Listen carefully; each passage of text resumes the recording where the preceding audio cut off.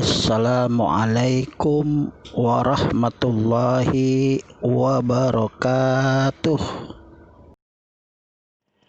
Bismillahirrahmanirrahim. Alhamdulillahi rabbil alamin. Wassalatu wassalamu ala ashrafil anbiya'i wal mursalin Sayyidina Muhammadin wa ala alihi wa sahbihi ajmain. Allahumma salli wa sallim wa barik ala Sayyidina Muhammad wa ala ali Sayyidina Muhammad. Anak-anakku sekalian, alhamdulillah, summa alhamdulillah. Mari sama-sama kita panjatkan puji serta syukur kita kehadirat Allah Subhanahu wa Ta'ala yang telah memberikan kesehatan lahir dan batin kepada kita semua. Tak lupa mari kita sampaikan salawat serta salam kita kepada junjungan Nabi besar Muhammad Sallallahu Alaihi Wasallam beserta keluarga, para sahabat dan para pengikutnya hingga akhir zaman kelak. Yang mudah-mudahan kita semua yang hadir pada kegiatan ini menjadi bagian dari pengikut Rasulullah Sallallahu Alaihi Wasallam. Amin. Anak-anakku sekalian, hari ini saya mendapatkan tugas untuk mengisi materi MPLS dengan judul Wawasan Wiyata Mandala. Saya ulangi lagi, Wawasan Wiyata Mandala. Sebelumnya saya memperkenalkan diri, nama saya Vireka Putra Malangi atau biasa dikenal dengan Pak Eka. Nanti setelah materi ini diberikan, maka akan ada tugas yang akan diberikan kepada kalian untuk membuat dan menjawab soal yang nantinya akan disampaikan sebagai bahan penilaian dari kegiatan MPLS ini. Apakah kalian nanti dinyatakan lulus dalam kegiatan MPLS ini atau tidak? Maka kalian harus bisa mengerjakan tugasnya dan menjawab soal-soal yang nanti akan diberikan. Untuk itu silakan siapkan buku dan kertasnya untuk mencatat hal-hal yang dianggap penting berkaitan dengan penjelasan yang nanti akan saya berikan. Oke, sudah siap? Siapkan kuping kalian, buka lebar-lebar, konsentrasi, jangan ada yang tidur, jangan ada yang mengantuk. Kalau sudah siap, kita akan mulai dengan penjelasan Wawasan Wiyata Mandala.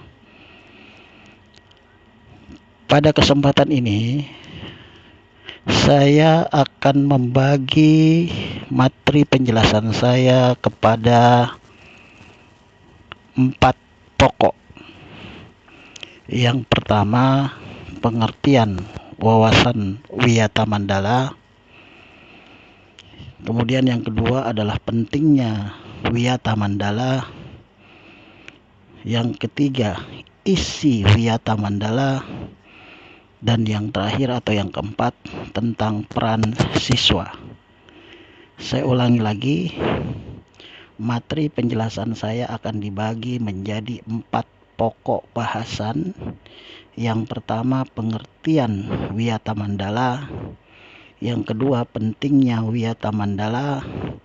Yang ketiga, isi Wiyata Mandala. Dan yang keempat, tentang peran siswa. Baiklah, kita mulai dengan pokok pembahasan yang pertama, yaitu arti wawasan Wiyata Mandala. Silakan didengarkan baik-baik dan dicatat yang kalian anggap penting, perlu untuk sebagai bahan nanti apabila diberikan soal, kalian bisa menjawab dengan benar. Arti wawasan wiyata mandala dibagi menjadi pertama wawasan. Apa arti wawasan? Wawasan berarti pandangan, tinjauan. Bisa artinya pandangan, bisa juga artinya tinjauan. Kemudian wiyata. Apakah arti wiyata? Wiyata berarti pengajaran. Bisa juga berarti pendidikan. Jadi bisa berarti pengajaran atau pendidikan. Kemudian mandala. Apa artinya mandala? Mandala berarti bulatan. Bisa juga diartikan kawasan, bisa juga diartikan lingkungan. Sehingga wawasan wiyata mandala itu terdiri dari kata wawasan, kata wiyata, dan kata mandala, yang artinya sudah saya jelaskan tadi. Sehingga bisa dikatakan bahwa wawasan wiyata mandala adalah cara pandang atau cara memandang sekolah sebagai lingkungan pendidikan dan pembelajaran. Saya ulangi lagi, wawasan wiyata mandala adalah cara memandang sekolah sebagai lingkungan pendidikan dan pembelajaran. Sekolah sebagai pengemban utama misi pendidikan hendaknya hanya digunakan untuk tujuan pendidikan. Saya ulangi lagi, jadi di sekolah itu hanya digunakan untuk tujuan pendidikan. Jadi tidak boleh nanti ada misalnya tujuan politik masuk ke sekolah. Itu sudah menyalahi wawasan wiyata mandala, atau tujuan yang sifatnya tidak ada hubungannya dengan pendidikan. Itu juga menyalahi wawasan wiyata mandala. Oleh karena itu, setiap pihak yang terlibat dalam dunia pendidikan berkewajiban untuk menciptakan sekolah sebagai wawasan wiyata mandala. Jadi, kewajibannya adalah semua pihak yang terlibat. Siapa saja pihak yang terlibat di sekolah? Ada kepala sekolah, ada tata usaha atau administrasi, ada bendahara, ada wakil kepala sekolah, ada guru-guru atau para guru atau dewan guru, ada wali kelas, ada office boy atau petugas lingkungan sekolah, ada staf, ada karyawan, ada juga yang terakhir adalah siswa-siswi, yaitu kalian. Jadi seluruh pihak yang ada di sekolah itu berkewajiban untuk menciptakan sekolah sebagai wawasan wiyata mandala. Semuanya, bukan hanya siswa saja, bukan hanya guru saja, tapi semua pihak yang ada di sekolah. Selanjutnya, kita akan lanjut ke penjelasan mengapa wawasan wiyata mandala diperlukan. Saya ulangi lagi, mengapa wawasan wiyata mandala diperlukan. Dalam usaha mewujudkan situasi dan kondisi yang aman, tentram dan nyaman selama KBM. KBM ini singkatannya kegiatan belajar mengajar berlangsung. Tentunya ada banyak faktor dan komponen yang harus menjadi perhatian kita semua supaya kelancaran proses KBM agar berjalan tertib dan terhindar dari gangguan baik dari dalam maupun luar sekolah. Itu yang pertama.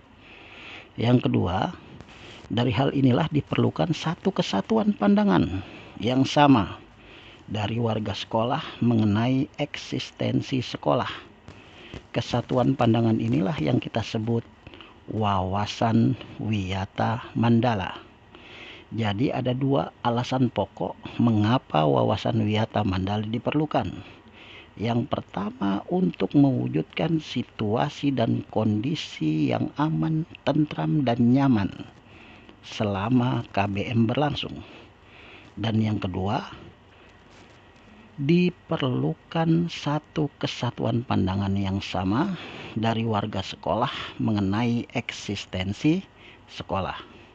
Itulah alasan mengapa wawasan Wiyata Mandala diperlukan.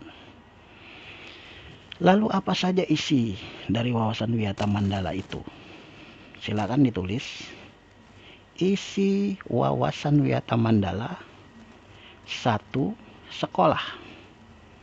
Sekolah ini merupakan Wiyata Mandala atau lingkungan pendidikan. Yang kedua, wewenang dan tanggung jawab penuh kepala sekolah. Yang ketiga, kerjasama antara guru dan orang tua siswa atau murid. Yang keempat, guru di dalam maupun di luar sekolah harus mampu menjunjung tinggi martabat dan citra guru. Dan yang kelima, sekolah sebagai Wiyata Mandala harus bertumpu pada masyarakat sekitarnya. Itu 5 isi wawasan Wiyata Mandala. Selanjutnya, apa saja peran siswa dalam Wiyata Mandala? Jadi kalian sebagai siswa harus mengetahui, memahami, dan menyadari apa sebenarnya peran siswa dalam Wiyata Mandala. Jadi ada sekitar 8 peran siswa, ya saya sebutkan. Yang pertama, berperan secara aktif setiap kegiatan sekolah yang berhubungan dengan pendidikan. Yang kedua, wajib melaporkan segala gejala dan gangguan yang terjadi di sekolah kepada guru atau kepala sekolah. Jadi kalau ada gangguan wajib dilaporkan. Yang ketiga, membantu terciptanya tata tertib di sekolah dengan mematuhinya. Yang keempat, siswa berusaha untuk memanfaatkan waktu seefisien mungkin dalam belajar. Dan yang kelima, pemanfaatan fasilitas belajar yang ada sebaik mungkin dan menjaganya agar tetap dalam kondisi optimal. Yang keenam, mengikuti kegiatan-kegiatan kokurikuler dan ekstrakurikuler yang membantu proses belajar mengajar. Yang ketujuh, siswa mengikuti kegiatan berorganisasi melalui OSIS, organisasi siswa intra sekolah. Jadi nanti ada kegiatan OSIS kalian harus ikut, ya, berupa ekstra kurikuler. Yang kedelapan, menghindari tindakan yang akan mengganggu ketertiban dan proses KBM. Jadi itulah 8 peran siswa dalam Wiyata Mandala. Selanjutnya saya akan jelaskan tentang wawasan Wiyata Mandala ini agar sekolah dapat berfungsi sesuai dengan statusnya, yakni melaksanakan proses belajar mengajar sehingga tercapai tujuan pendidikan yang diharapkan, yaitu profesionalisasi dan pembinaan kehidupan yang sehat di kalangan siswa untuk menghadapi masa depannya. Pendidikan itu luar biasa karena laksana air di padang gersang. Pendidikan membantu memperluas cakrawala pandangan kita akan indahnya hidup dengan berbagai ilmu. Bersyukurlah karena kita bisa menjadi bagian dari pendidikan. Saya ulangi lagi, bersyukurlah karena kita bisa menjadi bagian dari pendidikan. Jadi itu materi yang bisa saya sampaikan. Mudah-mudahan bermanfaat bagi kalian, dan saya ucapkan sebelum saya menyelesaikan materi ini, selamat datang dan belajar di SMP Al-Wasiyah 1 Rawamangun, Jakarta. Dan yang terakhir, sesuai dengan janji saya, silakan kalian tulis soal yang akan saya berikan dan kemudian kalian jawab.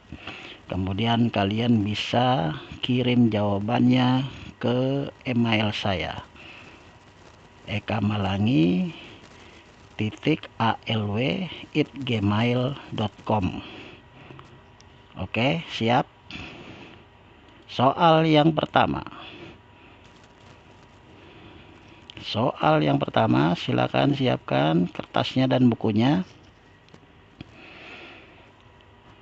Sudah? Ya, silakan ditulis. 1. Apa arti wawasan wiyata mandala? Saya ulangi lagi. Apa arti wawasan wiyata mandala? Ya, jadi dijelaskan nanti arti kata wawasan apa, kemudian wiyata apa, dan mandala apa, kemudian arti kata wawasan wiyata mandala apa. Itu soal pertama. Soal kedua, mengapa wawasan wiyata mandala diperlukan? Mengapa wawasan wiyata mandala diperlukan? Soal yang ketiga, sebutkan isi wawasan wiyata mandala. Sebutkan isi wawasan wiyata mandala. Itu ada 5, tadi saya sudah jelaskan. Silakan kalian kalau bisa menyebutkan 5-5-nya bagus, tapi paling tidak 3 juga cukup. Silakan kalian sebutkan isi wawasan wiyata mandala. Soal selanjutnya, soal keempat. Apa saja peran siswa dalam wiyata mandala? Apa saja peran siswa dalam wiyata mandala? Itu ada 8 perannya. Kalau kalian bisa sebutkan 8, itu berarti nilainya 100. Tapi kalau kalian hanya bisa menyebutkan 3 atau 4, ya tentunya nilainya sesuai dengan kemampuan kalian. Ya, artinya kurang dari 100. Saya ulangi lagi soalnya, apa saja peran siswa dalam wiyata mandala? Soal yang kelima, yang terakhir, mengapa pendidikan itu dikatakan luar biasa? Mengapa pendidikan itu dikatakan luar biasa? Apa alasan kalian? Jadi ada 5 soal yang saya berikan, silakan kalian jawab dengan baik. Kemudian ketik di Microsoft Word atau ditulis tangan boleh, kemudian dipoto. Selanjutnya silakan dikirim ke email saya, ekamalangi atau .alw@gmail.com. Oke, sekian, selamat belajar. Mudah-mudahan apa yang saya sampaikan ini bermanfaat. Wabillahi taufik wal hidayah. Wassalamualaikum warahmatullahi wabarakatuh.